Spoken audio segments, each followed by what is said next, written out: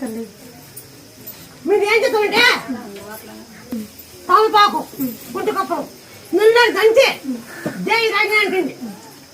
బాగా అయినాక ఆంజనేయ సంఖ్య తొలచిమాల ఆకుడి కట్టింది.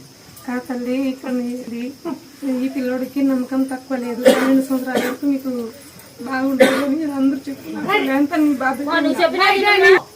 ఏమాపతి మాట ఇచ్చినావే అని అన్నాడు. నువ్వు ఏం చేస్తావంటే ఇంటికి పోయినాక పచ్చిశనక్కాయలు బెల్లము దినవాన్ని ఇచ్చినాము బెల్లం తింటాను.